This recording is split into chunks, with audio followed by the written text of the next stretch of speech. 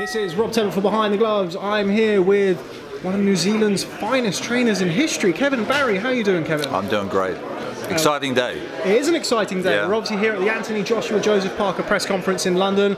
How does it feel to finally get your man over the line in this deal? Oh, that feels great. You know, we've worked, as a team, we've worked very hard for the last, 12 weeks to put this together. And this is a big fight. You know, this is the first time in 7 years that we've had a unification fight in the heavyweight division. So, you know, these fights don't happen every other month.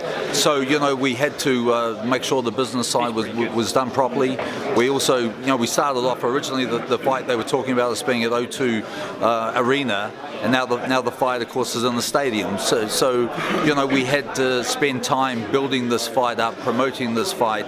You know, Joseph Parker had previously had one fight in the UK, was relatively unknown by the sporting public. So we had to teach and educate everyone who the WBO heavyweight king is. So I think there's a lot more people are aware who Joseph Parker is now, and this fight's signed, sealed, and it's on the map. Let's just stay with that, because obviously the last time we saw Joseph on these shores was when he defended his WBO heavyweight title against Hughie Fury. Now that you've had some time to look back on that fight, as I'm sure that you have, what do you make of Joseph Parker's performance against Hughie Fury? Oh, I tell you what, it's very, very hard for anyone to look good against Hughie Fury. You know, would I like Joe to knock him out? Sure. You know, has anyone else knocked Hughie out? No. Do guys have their hand up to fight Hughie Fury? No. No one wants to be in the ring with them. And I widely said that we wouldn't have fought Hughie Fury if it wasn't a mandatory fight. So it's simple as that. It's a fight where 2 of the 3 judges gave us the fight by 10 rounds to 2.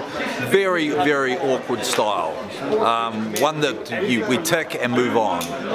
The Joseph Parker we saw on display that day will not be if that guy enters the ring against Anthony Joshua, then we've got a very, very hard, long night. Now obviously the two styles are pretty much opposite ends of the spectrum. You've got Hughie Fury who's very much a back foot boxer, and you've got Anthony Joshua who looks to come forward and let his hands go. How difficult is it for you to prepare Joseph for a different type of style like Anthony Joshua? It's a trainer's job to prepare. You know, we know the style of Anthony Joshua. We know he's a big, physical, powerful guy who likes to come forward and throw hard punches. You know, if we allow him to come forward all night, it's going to be a very difficult fight for Joseph Parker to win. You know, Joe's going to have to throw a lot more punches, going to be a lot more mobile than we've seen him in his last couple of fights against a big unit like Anthony Joshua. Now, both men share a mutual opponent in Carlos Takam. Obviously, the last time we saw Anthony Joshua in the ring was against Carlos Takam. I think Joe beat Takam to become mandatory for the WBO, is that correct? For the IBF. For the IBF, and then a fight for the WBO. But anyway, how would you compare and contrast both performances? Look, I'll tell you what, you know, I think the Carlos Takam fight, for me, put a lot of things into perspective.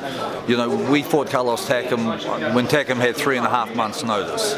We got the very best of Carlos Takam. Anthony Joshua fought Takam on 12 days' notice. He hadn't sparred 1 round in the gym. In fact, the only training he was doing was biking. So, you know, for the fact that he went 10 rounds with that sort of preparation, I think it spoke volumes. Now, you're somebody with a rich history in sport, particularly with heavyweights. Obviously, you handled David Tua, great heavyweight from back in the 90s. Tua's style was very much to get inside on a larger opponent. Joseph Parker is a smaller man compared to Anthony Joshua. Will you be looking to incorporate some of that David Tua style in this fight? David Tua is 5'9½". Joseph Parker is 6'4½".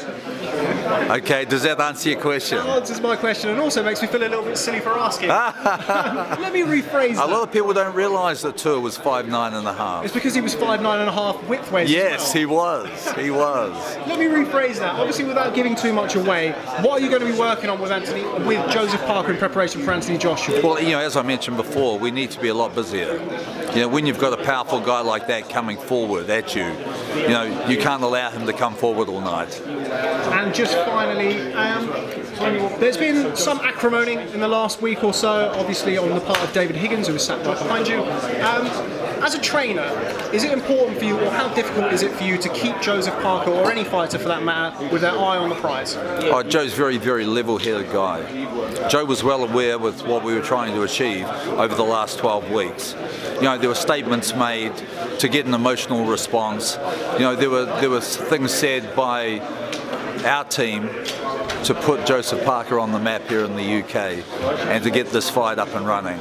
So, you know, we have a ton of respect for Anthony Joshua, for Robert McCracken, and the whole team. And you know, we believe that we're a very classy, respectful team, and that's how we'll be conducting ourselves. Okay, well, Kevin Barry, thank you very much for speaking to Behind the Gloves. Look forward to catching up with you, if not before, then certainly in Cardiff for Fight Week. My pleasure. Thanks very much, Kevin. Hey, fight fans, it's Michelle Joy Phelps, and if you haven't already subscribed to my YouTube channel, make sure you go ahead and do so by clicking right here.